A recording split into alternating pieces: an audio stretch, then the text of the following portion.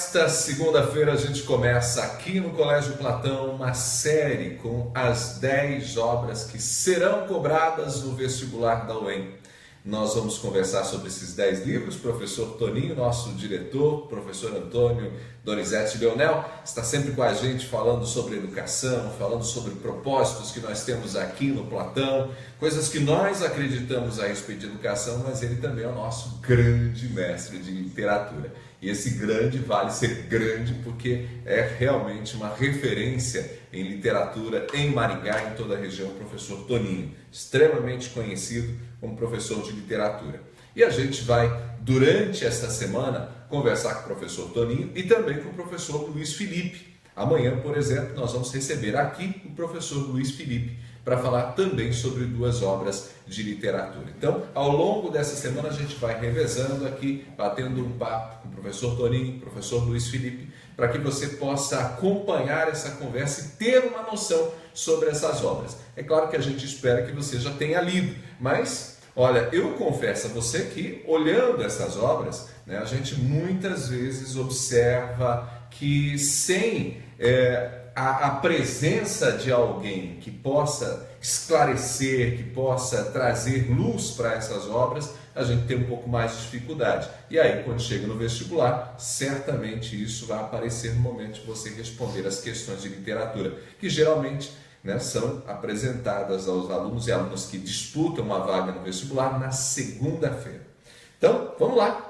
Antes de abrir aqui com o professor Toninho, vamos dar uma olhadinha, verificar se está tudo direitinho e convidar as pessoas que estão com a gente a compartilhar, né, assistindo ali, a compartilhar também em suas redes pessoais. Tá tudo certinho aí, Toninho? Já fiz. Ah, muito bem. Então tá lá. Então você também pode compartilhar na sua rede pessoal. Vou fazer isso agora, né? Estou compartilhando aqui, né? E aí as pessoas têm a possibilidade de acompanharem, né? E também de mandarem perguntas. Eu acho que uma coisa que pode enriquecer muito o nosso papo de hoje é justamente isso, né? Você que está aí, se você vai participar do vestibular, se você vai concorrer a uma vaga no vestibular, então faça isso. Mande sua pergunta. Às vezes você tem uma dúvida, olha, Augusto dos Anjos, tal coisa eu não entendi nada. Então a gente tenta de alguma forma te ajudar. Bom, as obras: Memórias Póstumas de Brás Cubas, de Machado de Assis. Este é um dos livros que nós vamos discutir ao lado desse outro, Eu e Outras Poesias, de Augusto dos Anjos. São 2 obras, então, nesta segunda-feira. As demais nós vamos discutir na terça, quarta, quinta e sexta-feira, sempre depois das 5 da tarde, aqui no Facebook do Platão. Toninho, mais uma vez, bom ter você aqui. E hoje para falar de algo que você é apaixonado, literatura. Ronaldo, mais uma vez agradeço as gentis palavras. Vamos pensar no aumento, ok? Isso é bom. Eu disse pensar. E realmente é um privilégio trabalhar com a literatura, porque ouvi certa vez da professora doutora da UEM, Alice, a literatura ela humaniza o homem, não é? Eu vi isso de uma aula dela, evidentemente, e me encantei. Isso já assim vão mais de 20 anos, e realmente a literatura nos privilegia com um universo inimaginável. E Machado e Augusto dos Anjos são 2 representantes maravilhosos da nossa literatura brasileira. Bom, mas você tem a fã número 1 que já está aqui com a gente, tá? A Isa. A fã número 1 sou eu, disse ela. Deixo claro. Obrigado, Isa. Que bom. Sempre prestigiando. Já temos aí mais de 20 pessoas com a gente, então vamos aumentar esse número. Vai compartilhando na sua rede para que a gente possa ter várias pessoas assistindo. E olha só, nosso objetivo maior aqui ao longo dessa semana é permitir que várias pessoas tenham uma noção sobre essas obras, porque, como eu disse, elas não são tão simples quanto parecem. A gente está vivendo um momento que as pessoas têm mais dificuldade para ler. As obras que a gente encontra por aí são muito mais comerciais, são muito mais simples, né? Acho que é importante reconhecer isso. Ninguém está dizendo que essas obras são ruins, né? Que estão aí sendo vendidas nas livrarias, que estão sempre entre as mais vendidas, não é? A gente não está questionando a qualidade, mas essas obras são clássicos, e os clássicos nem sempre são tão simples, foram escritos numa outra época, não foram escritos pensando da gente, né? Foram escritos pensando naqueles leitores daquele momento. Bom, vamos começar com Memórias Póstumas de Brás Cubas, Machado de Assis. E depois a gente fala sobre Augusto dos Anjos. Antes de qualquer coisa, Toninho, fala pra gente uma coisa. Por que geralmente o vestibular cobra obras como essas? Ronaldo, você, na sua explanação inicial, já apontou o que eu entendo que é o mais significativo. A literatura, a clássica, ela tem inúmeras possibilidades de contribuir com a nossa formação. E essas obras são cobradas por várias razões. Uma delas é que faz parte do nosso cabedal de obras que estrutura a nossa história da literatura. Machado e Augusto são dois autores que nós ouvimos falar há muitos anos e ouviremos com certeza pelos próximos anos. A literatura brasileira ela é riquíssima. Apesar do Brasil ser um país relativamente novo, nós temos muitos autores com muita qualidade e muita profundidade. E essas obras elas permitem a pessoa, independente se é o vestibulando ou não, de melhorar o seu vocabulário, de melhorar a sua capacidade interpretativa, de melhorar a sua argumentação, de fazer inúmeras reflexões críticas, de ampliar a sua visão de mundo. Então não tem como você mergulhar num livro desse e sair da mesma maneira que você entrou. Se você realmente torná-lo um parceiro durante a leitura, se você realmente dialogar com a obra, ela vai trazer inúmeros benefícios do ponto de vista interpretativo e humano. Bom, eu já pontuei aqui que são obras mais difíceis para ler. Não são obras que a gente simplesmente senta ali, abre e lê sem, digamos, grandes pretensões, né? Você precisa ter um tempo para ler, para refletir. Não dá para ler tudo de uma vez também. Ronaldo, o grande papel dessa literatura é esse. Você lê e permite que essa literatura promova em você reflexões. Como é uma literatura densa e como ela tem uma história, e principalmente porque ela navega pelo tempo, essa é uma obra que daqui a 200 anos ela vai ser atual, daqui a 500 anos ela vai ser atual, justamente por conta da qualidade que ela apresenta. Então, necessariamente, qualquer leitor precisa fazer essa leitura com atenção, com concentração e explorar as máximas variáveis que ela vai possibilitar, porque ela é rica realmente. Muito bem. Bom, então vamos lá. Memórias Póstumas de Brás Cubas, essa obra de Machado de Assis, uma obra, como a gente disse, né, clássica. Primeiro, quem foi Machado de Assis? Bom, Machado foi um escritor absolutamente extraordinário. Para muitos existe a literatura brasileira antes e depois do Machado. Nasceu no Morro do Livramento, de uma família muito humilde. Ele era um indivíduo espetacular, autodidata e enfrentou inclusive a gagueira, a compressão nervosa, até a epilepsia. Mas com certeza escreveu o nome dele na história da nossa literatura para sempre. E o Machado é um autor que viveu duas fases, para a gente ser bastante direto. Ele teve uma fase romântica e depois ele se notabiliza pela sua fase mais conhecida e mais reconhecida, que é a fase realista. Ele que inaugura o realismo no Brasil? Exatamente. Em 1881, ele nos brinda com essa obra Memórias Póstumas de Brás Cubas. Essa é a primeira obra realista da nossa literatura. E assim, impactante, né, Ronaldo? Eu imagino a época que ele publicou Memórias Póstumas. Machado já era um autor reconhecido e consagrado, mas eu imagino que ele surpreendeu o público, porque a obra em si ela não obedecia aos padrões, sobretudo os padrões vigentes da época, que era do romantismo, e o Alencar aí foi o grande escritor prosador romântico, porque as memórias trazem características muito diferentes do que aquelas propostas pelos românticos. Bom, então ele faz, digamos, uma revolução na literatura, se a gente pode talvez dizer esse termo. Eu acho que sem dúvida. Na verdade, o realismo nasceu na França em 1857 com Gustave Flaubert, a obra Madame Bovary. No Brasil, né, foram 24 anos depois, em 1881, mas com certeza Machado revolucionou, né, a literatura até então aqui no Brasil. Bom, nós temos aqui o Vitor Monarim com a gente, Toninho Leonel é fera em Machado de Assis, a Giselda dizendo aqui, mandando um recado inclusive para Isa. Isa Leonel, também sou fã, com sua licença. A Cássia Menin Cabrini, adoro literatura, também mandando um outro comentáriozinho aqui, aplaudindo, né, a nossa live hoje aqui. Então, tá aí algumas das pessoas que já estão com a gente. Você, como eu disse, compartilha aí no seu perfil para que a gente tenha mais pessoas assistindo e tenha a possibilidade, inclusive, de mandar sua pergunta. Bom, nós já sabemos aqui então que Memórias Póstumas de Brás Cubas é a obra que inaugura o realismo no Brasil em 1881. Mas, afinal, no que se diferencia essa obra realista do movimento anterior, que era o romantismo?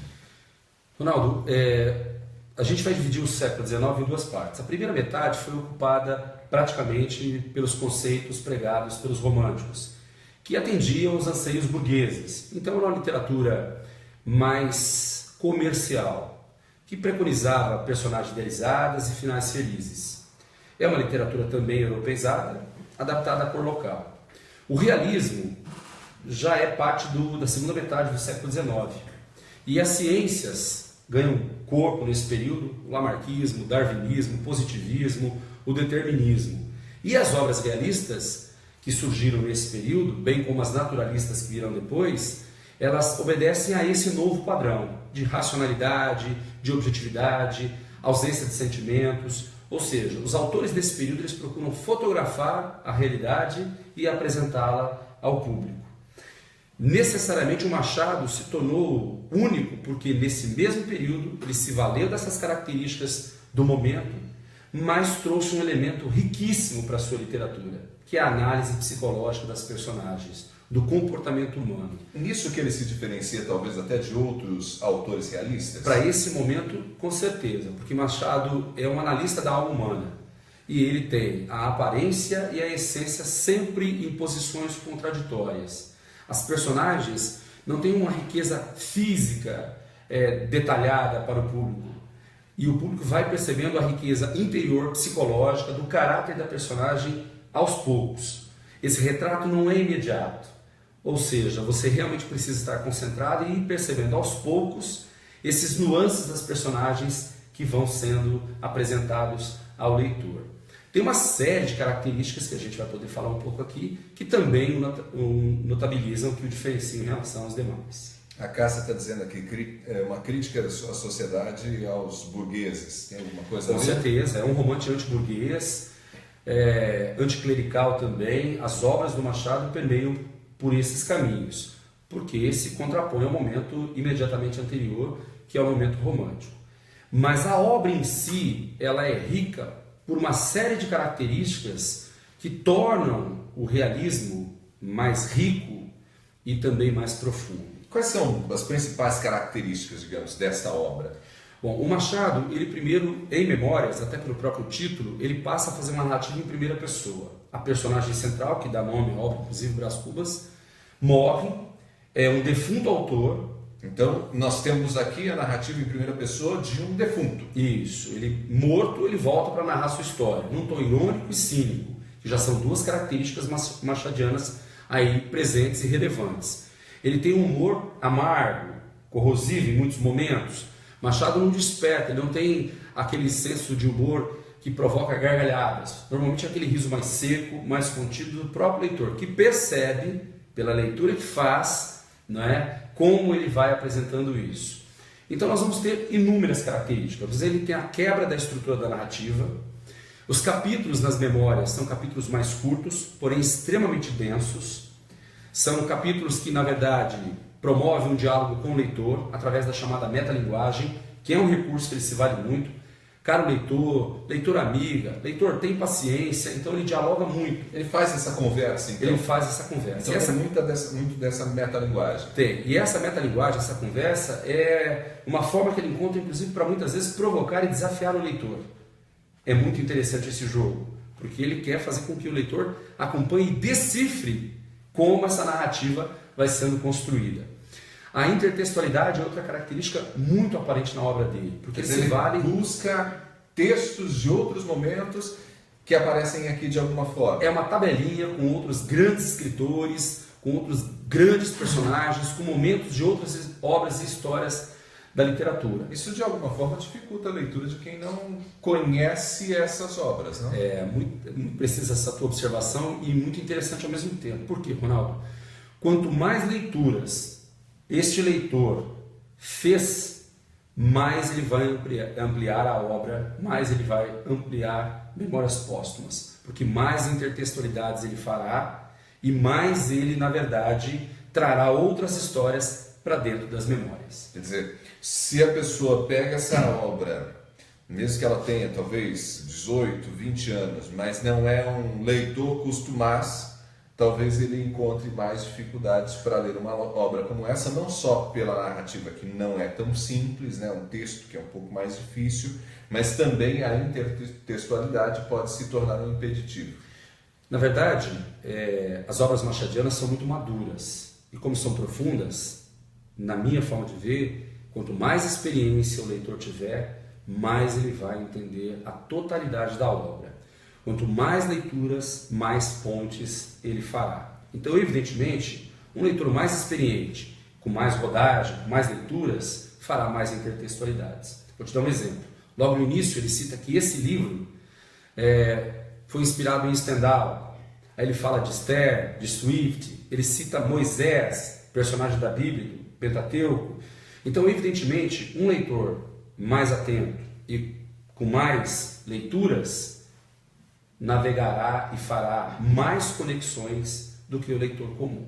Aliás, ele diz isso, que ele escreve justamente para o leitor mais atento, para o fino leitor, porque ele diz nas memórias que existem dois tipos de opiniões que sustentam uma obra, os graves e os frívolos, mas ele vai escrever para o fino leitor, que é exatamente esse leitor que você acabou de observar e descrever. Quer dizer, quando ele preparou, quando ele escreveu essa obra, talvez ele não tenha, inclusive, tido a pretensão de alcançar um grande público, né? Mas um público diferenciado, seleto.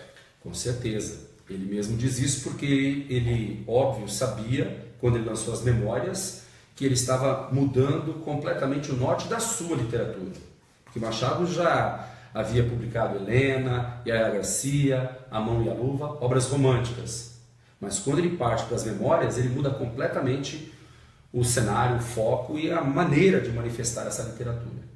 Quero agradecer aqui a Thaís Lopes com a gente, Viviane Balbino Pereira da Luz, dizendo que a gente está tendo aqui um show de aula. Também o Pedro Naoki Aoshima, dizendo top, legal.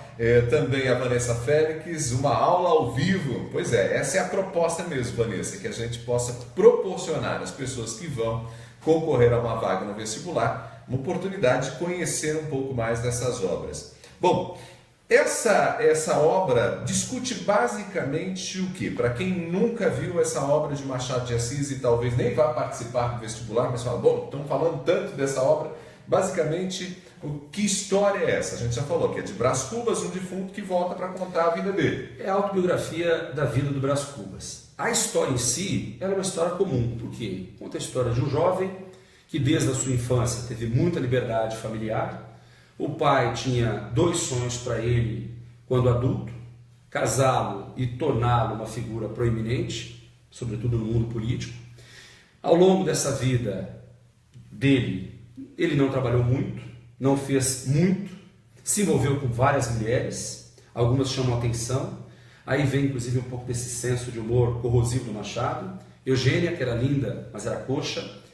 Em Aloló, Eulália, que morreu precocemente aos 19 anos. Marcela, uma linda bailarina, que o amou durante 15 meses e 11 contos de réis. Ah, essa eu quero ler. Essa aqui já está até separada, né?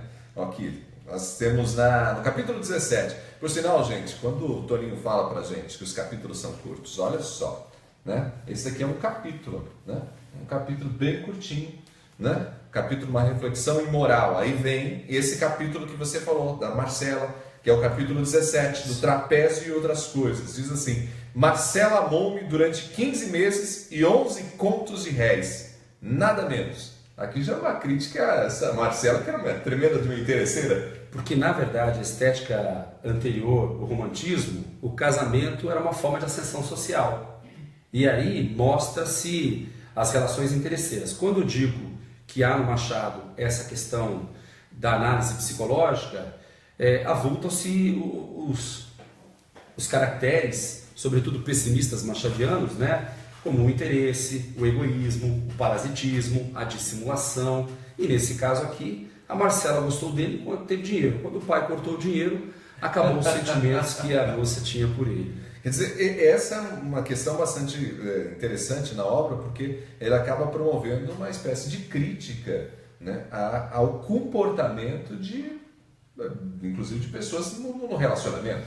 Conforme a Cássia fez a observação um pouco antes aí, né, essa literatura antiburguesa criticava justamente esse modus operandi muito comum durante o romantismo, que a burguesia entendia inclusive muito bem com os chamados finais felizes, porque muitos casamentos eram casamentos convencionados pelo dinheiro, pelo chamado dote.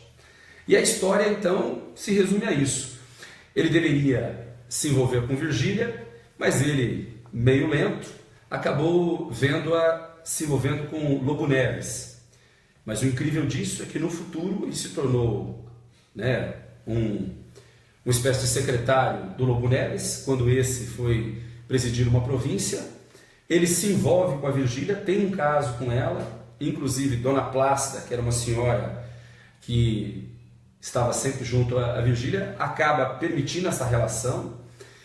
Tempos depois, Virgília fica grávida, perde o bebê, eles se afastam. Mais tarde, ele resolve criar um emplasto que pudesse curar todas as dores da nossa melancólica humanidade. Acaba apanhando um resfriado e morre. E é justamente a partir daí que ele vem contar a sua história. Por isso que ele se tornou um defunto autor e não um autor defunto. É alguém que estava livre de qualquer crítica para poder dizer a verdade sobre tudo e sobre todos.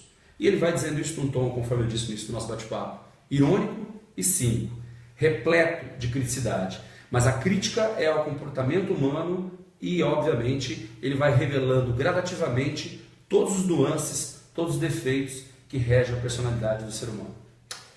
Quando você fala, por exemplo, que o Brás Cubas está propondo ali um remédio, digamos assim, para curar a melancolia, de alguma forma também esse é um aspecto relevante dentro da obra, essa questão da melancolia, dos dramas que a gente vivencia, que a gente não consegue lidar, ou essa é uma questão menor? A questão maior é de expor justamente aquilo que nós normalmente escondemos. A grande maioria das pessoas que nos assistem talvez vão se lembrar de uma expressão que os nossos pais usavam muito, não é? Mais ou menos assim: meu filho, o que importa é a essência e não a aparência. Então o que o Machado faz através do Brás Cubas é justamente mostrar o oposto, que as pessoas na verdade valorizam mais a aparência do que a essência. E a visão pessimista do Machado da existência, a preocupação nas memórias é justamente de revelar esse lado obscuro do ser humano que a gente tanto tenta esconder, mas que no dia a dia vai ficando aparente, sobretudo quando há convivência. A melancolia em questão aqui é justamente criar um remédio para esse vazio existencial. E aí ele vem repleto de crítica porque nós somos egoístas. O próprio Brás Cubas era um exemplo do parasitismo, porque não trabalhou para se sustentar. Aí nós temos a Marcela, que você acabou de observar, o interesse, ela teve interesse dele enquanto ele tinha dinheiro. Então são inúmeras situações aparentes que vão sendo dissecadas passo a passo na obra. Olha só, né? Você está pontuando aí uma série de características que o Machado está apresentando lá no século XIX, desse ser humano vazio, desse ser humano egoísta e tal, e que são extremamente contemporâneos, né? São assuntos que a gente poderia discutir hoje, que o Machado poderia escrever hoje, talvez de uma outra forma, mas poderia estar falando hoje. Na verdade, Ronaldo, isso torna a obra universal. Ela não tem prazo de validade. Em qualquer época que memórias póstumas forem lidas ou discutidas, essa é uma obra atual, porque ela tem como o seu ponto central, e isso é uma característica machadiana, o ser humano, e ela é questionadora. E o que é interessante daquele processo da metalinguagem que eu disse há pouco, é que quando você está lendo, ele está te questionando. Ele questiona você, leitor, e é com você que ele conversa, e é você que se vê ali dentro. E quando ele pergunta, e quando ele questiona, e quando ele interpreta, é para ver as suas reações, porque você também poderia ser uma das personagens presentes aí dentro. Tudo bem. Bom, o João Matheus Caregari está com a gente. Muito obrigado, João. Muito obrigado a todo mundo que está aí acompanhando, né, nossa conversa. Você é muito bem-vindo, muito bem-vinda. Pode compartilhar na sua rede pessoal. Uma satisfação ter você com a gente.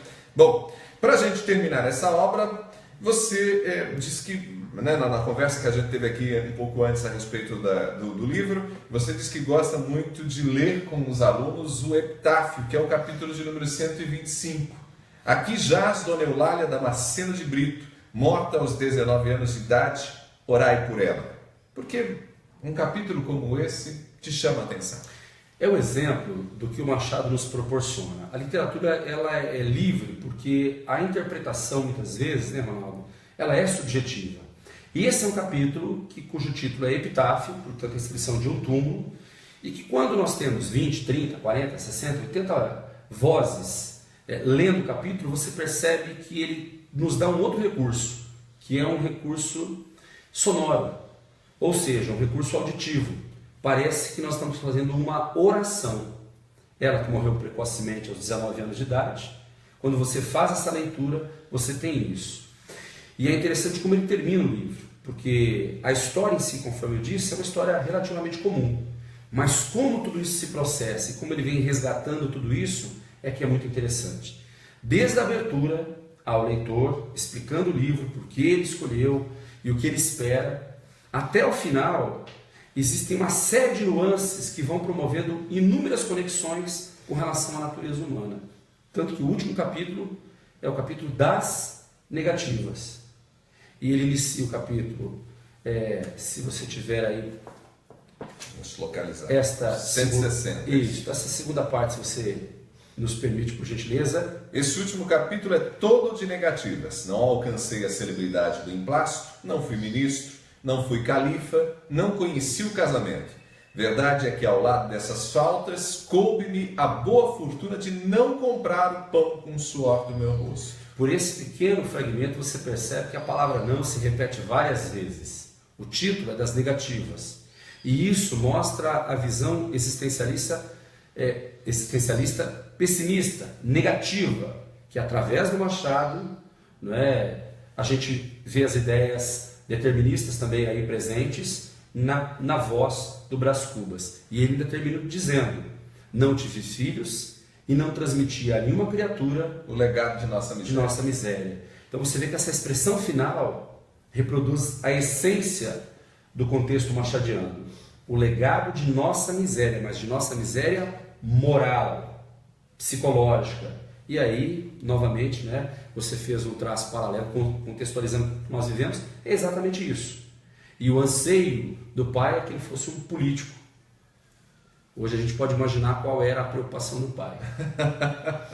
Muito bem. Memórias Póstumas de Brás Cubas. Jaqueline Moura com a gente. Cássia Menin. Perdi a referência do livro, quero comprar. Olha só, Jaque. Não, é a Cássia que falou. Memórias Póstumas de Brás Cubas, é Machado de Assis. Essa edição que a gente tem aqui, é da Editora Moderna, que oferece para a gente uma outra experiência de leitura que certamente Machado naquele momento não tinha, né, proposto, que é já, né, algumas intertextualidades aqui que facilita a vida de muitos leitores. E só para finalizar, Ronaldo, ele acabou na mais absoluta solidão, o Brás Cubas. Quando morreu, foi acompanhado no cemitério por 11 amigos. 11 amigos, ele exclama de forma irônica para mostrar o que são as relações humanas. Muito bem. Antes de abrir Eu e Outras Poesias de Augusto dos Anjos, tem algo mais que você gostaria de acrescentar nessa obra de Machado de Assis, principalmente para quem na segunda-feira próxima tem vestibular? Seguramente uma das melhores obras da história da nossa literatura, mas aqui as características do Machado, de intertextualidade, de objetividade, de racionalismo, da construção centrada na figura do ser humano, na contradição entre essência e aparência, vão aparecer de forma contundente. Lembrar bem que quem conta a história é o próprio Brás Cubas e que ele é um defunto autor, não um autor defunto. Ok, muito obrigado, Arnaldo, que está com a gente, elogiando aqui a iniciativa do Platão. o nosso querido professor Zé Pedro, que já esteve com a gente, inclusive, aqui no TV Platão. Muito obrigado. Zé Pedro deve estar achando uma delícia esse bate-papo. Ainda mais nosso Zé Pedro querido, que é da Biologia. Bom, vamos para a próxima obra. Eu e Outras Poesias, de Augusto dos Anjos. Esta é mais uma obra que será cobrada no vestibular da UEM. Segunda-feira, prova de literatura. Bom, antes de abrir aqui para o Toninho falar sobre essa obra, deixa eu ler para vocês. Olha que é difícil ler esse texto do Augusto dos Anjos. Todos eles são bastante complicados. Ele utiliza muitas palavras difíceis, o Toninho vai explicar por quê, né? Olha só, psicologia de um vencido. Eu, filho do carbono e do amoníaco, monstro de escuridão e rutilância, sofro desde a epigênese da infância a influência má dos signos do zodíaco. Profundissimamente hipocondríaco, esse ambiente me causa repugnância. Sobe-me à boca uma ânsia análoga à ânsia que se escapa da boca de um cardíaco. Já o verme, este operário das ruínas, que o sangue podre das carnificinas come e a vida em geral declara guerra. Anda à espreita meus olhos para roê-los e há de deixar-me apenas os cabelos na frialdade inorgânica da terra. E daí?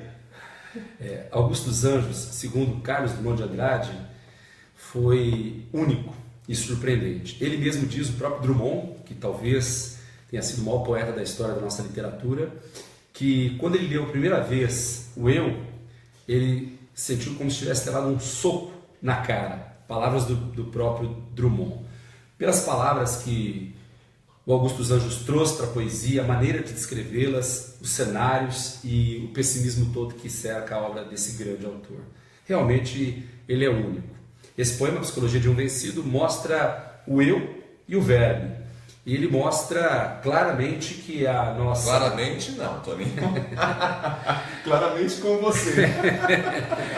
Ou ele quer demonstrar de forma contundente que o nosso fim é único, que é a morte. A palavra putrefação, enfim, o mundo expressionista está muito presente dentro da obra do Augusto dos Anjos. Mas ele mostra a combinação, né, quando ele diz no início, eu, filho do carbono e do amoníaco, monstro de escuridão e rutilância. Ele trabalha com a parte química da formação humana, e escuridão e rutilância você vê que, de novo, né, já que a gente acabou de falar do Machado, mostra uma contradição. Rutilância é claridade, clareza e escuridão. Então são os dois lados da mesma moeda da natureza humana.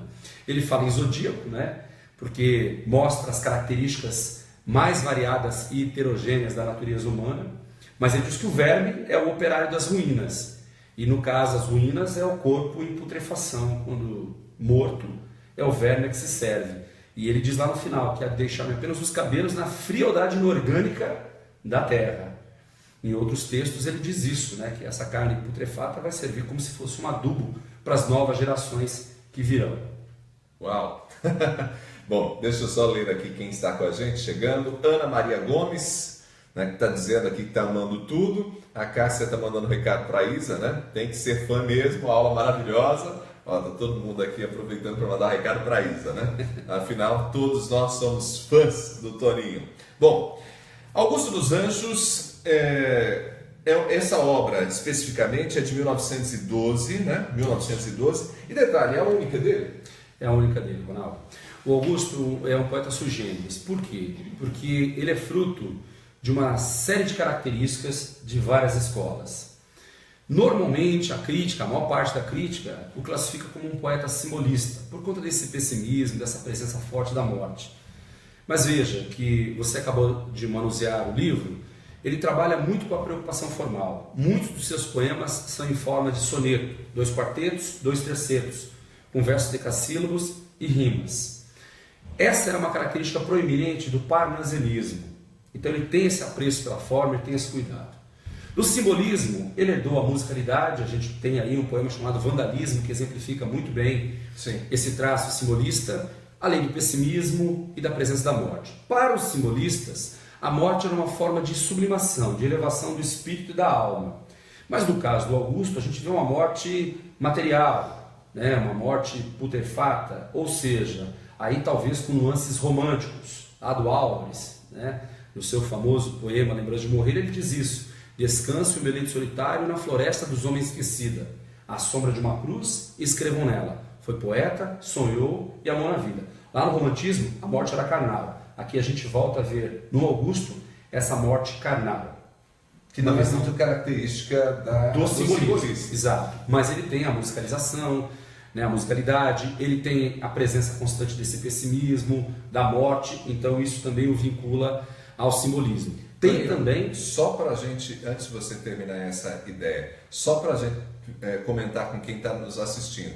Lá na prova de segunda-feira, se perguntarem de qual escola ou a qual escola lhe pertence, a qual movimento literário, ele não vai ter, o nosso candidato não vai ter a oportunidade de fazer todo esse questionamento. Ele vai responder que Augusto dos Anjos é simbolista. Comumente, Ronaldo, os livros didáticos trazem ele dentro de um período literário que não se tornou uma escola chamada pré-modernismo, porque a obra dele é de 1912, ele já está dentro do período pré-modernista. Que é o período do Monteiro Lobato. Do Monteiro Lobato, do Euclides da Cunha, do Graça Aranha, do Grande Lima Barreto, que são 4 prosadores, e a exceção é o poeta escatológico Augusto dos Anjos. E o exemplo tem características expressionistas, porque ele foi influenciado pelo poeta alemão Hoffmann, von Hoffmann. Dentro desse conceito, a gente vai ter traços caricaturescos muito fortes, grandes distorções, é impactante. Nós vamos ter também o realismo que nós vimos do Machado, a questão formal, do Machado, talvez a questão psicológica, e do Aloysio de Azevedo, o determinismo, mostrando que o homem é produto do meio. Inclusive, alguns poemas ele traz exatamente isso, dizendo que o homem que nessa terra miserável mora entre feras, sente necessidade também de ser fera, ou seja, o meio me influencia, o meio determina o meu comportamento. Então o que a gente percebe? Que ele é um poeta de transição, tem muitas características e várias escolas que permeiam a sua obra. Não dá para dizer que ele é um poeta puro. Alguns críticos entendem que ele é simbolista, mas comumente a maior parte dos livros didáticos trazem ele dentro do período pré-modernista, que antecede o modernismo. Fica muito claro, né? E aí nesse caso fica claro. Vamos ficar pegando o seu pé porque ele é difícil.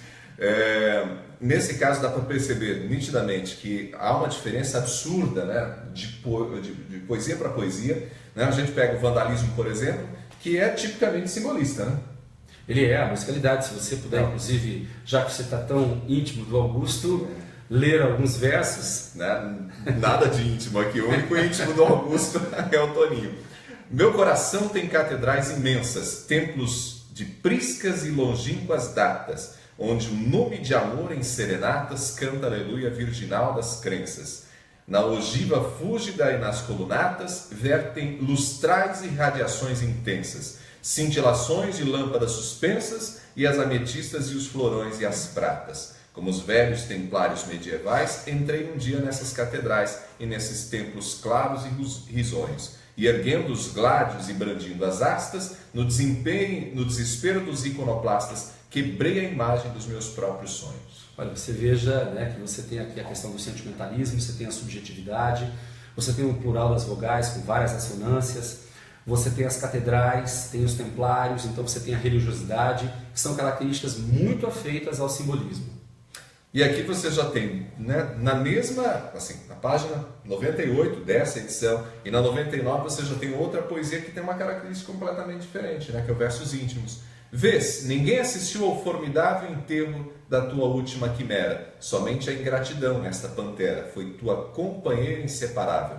Acostuma-te à lama que te espera, ó homem que nesta terra miserável mora entre feras, sente inevitável necessidade de também ser fera. Toma um fósforo, acende teu cigarro, o beijo, amigo, é a véspera do escarro, a mão que afaga é a mesma que apedreja. Se há alguém que causa ainda pena a tua chaga, apedreja essa mão vil que te afaga, escarra nessa boca que te beija. Olha, você veja bem, ele não deixa de ter traços simbolistas, porque o pessimismo aí está presente, mas ele traz novos nuances para a análise que a gente está fazendo aqui, como por exemplo, onde você tem o homem sendo produto do meio, já que nós vivemos entre feras, e você tem isso há pouco, então eu também sinto necessidade inevitável de ser fera. Ele também traz como vocabulário: toma um fósforo, acende teu cigarro. Isso até então, para a poesia, né, e segundo os poetas parnasianos, Olavo Bilac dizia isso, que isso não era poesia. Olavo não considerava isso poesia, e era um crítico contumaz desse tipo de poesia. Mais adiante ele ainda diz ali, né, o beijo amigo é a véspera do escarro. Então cria essa sensação de nojo, de uma coisa agressiva, que é tipicamente expressionista nesse caso, questionadora. E ele está dizendo: olha, você tem que trair antes de ser traído. Aí vem outro nuance psicológico, não é? Que é da natureza egoísta do ser humano. A traição também é uma característica, nesse caso, a ser analisada do ponto de vista psicológico. Então você vê que, apesar de, no caso dessa edição, os poemas estarem em paralelo, tem características bem díspares entre si.